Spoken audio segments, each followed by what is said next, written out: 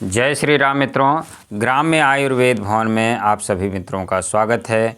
कल हम लोग नीम के पेड़ से नीम की जो गिलोय है उसको तोड़कर लाए घर में अपने औषधालय में, और अब हम इसका बनाने वाले हैं गिलोय सत्व।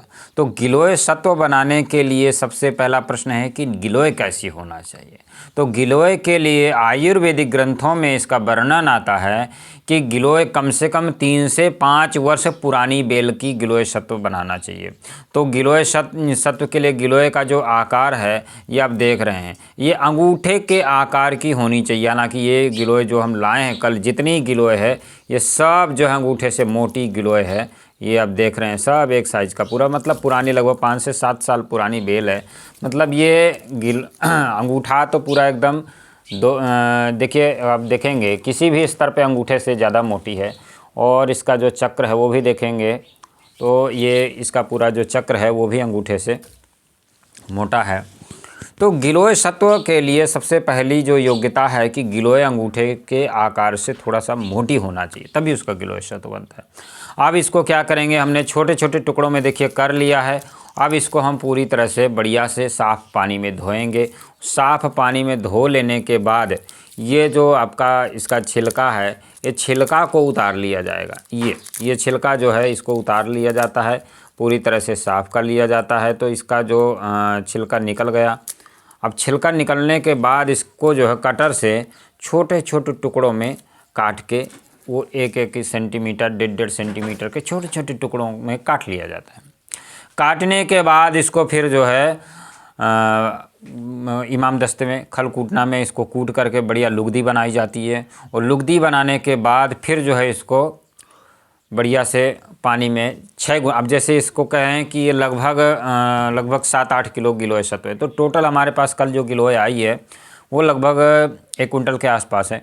तो 1 कुंटल गिलोय का जो गिलोय सत्व बनेगा तो उसके लिए हमें आधे 2 भागों में इसको विभाजित करना होगा। 50-50 किलो गिलोय की लुगदी को 300 लीटर वाले ड्रम वाले पानी में हम डालेंगे और उसको बढ़िया से हाथों से मैश किया जाएगा, मिलाया जाएगा। मिलाने के बाद फिर उस पानी को छान लिया जाएगा। तो जो कपड़े से इसको छाना जाएगा तो कपड़े से जितना कचड़ा रहेगा या गिलोय का जो वेस्टेज रहेगा वो बाहर आ जाएगा। जो सत्व है, जो मूल तत्व है, वो पूरा नीचे चला जाएगा पानी के साथ घुल करके, स्टार्च जिसको कहते हैं।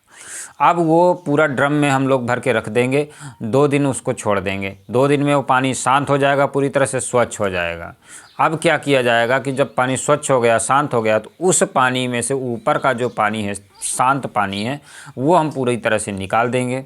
और निकालने के बाद जो नीचे का तत्व बचता है उसको धूप में सुखा लिया जाता है। अब इस तरह से जो धूप में सूखने के बाद निकल के आता है सफ़ेद कलर में, उसे कहते हैं गिलोय सत्व। इसके बहुत सारे मेडिकल बेनिफिट हैं, खासकर बुखार के लिए तो एकदम रामबाण औषधि है।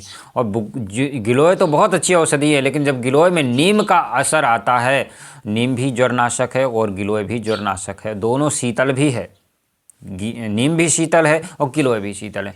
तो ये बहुत सुंदर एक रिजल्ट आता है इसका। तो इसलिए अब चूँकि गर्मियाँ आने वाली हैं, अच्छा गर्मियों में क्या होता है कि बहुत तरह की हम लोग जैसे औषधि बनाते हैं, तो उसमें जब गिलोय सत्व किसी औषधि में डाला जाता है तो एक तो उसके साइड इफ़ेक्ट को नष्ट करती है, और दूसरा उसके जो है एंटीबायोटिक कैपेसिटी को, यानी कि उसकी क्वालिटी को बढ़ाती है, उसकी रोग प्रतिरोधक क्षमता को भी गिलोय सत्व बढ़ाता है।